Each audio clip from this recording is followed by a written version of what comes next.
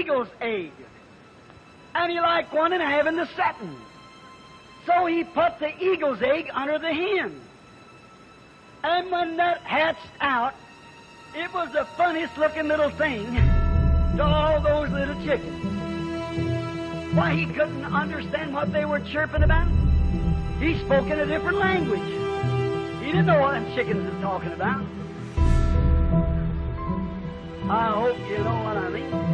So then, he watched him, and he didn't know what to do. And they all picked on him, because he said he was an odd fellow. He perhaps was. But he was an eagle to begin with. They could stretch their little wings and flop around, and he'd look at them, and they were all the way they were. Oh, hen would cluck, and they knowed every one of the clucks, so here come the little chickens all running in, but the eagle didn't understand that cluck. And he wouldn't come in, because he didn't know that kind of clucking. I'm not going to say much, but I hope you know what I'm talking of. He didn't understand it. He talked different. He noticed that this old hen, every time she'd find a little bug or something, she'd cluck to her little chickens, and all the little chickens come, the little eagle come in the back looking around. He was a funny-looking little creature. But you know, one day she happened to be out in the barnyard feeding, and the old mother eagle happened to fly by. And as she flew by, her great shadow swept over the top of the barnyard. She looked down, and she seen her own. He knows his own. And she screamed to him.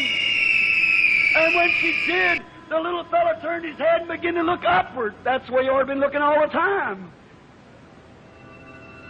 And when he looked up, she screamed back and she said, "Son, you're not a chicken. You're mine." The old mother said, "You're not a chicken. You don't belong there. You are mine." And he wondered what he could do. That's what he wanted. And you know, there may be many a little eagle been walking in some old denominational chicken yard for a long time sitting here tonight. That's right. But I hope that he calls you and says, "Son, you're mine." What must I do, Lord? That was the cry. She said, "Just make the first big jump and flop your wings." And he made the first jump and flopped his wings.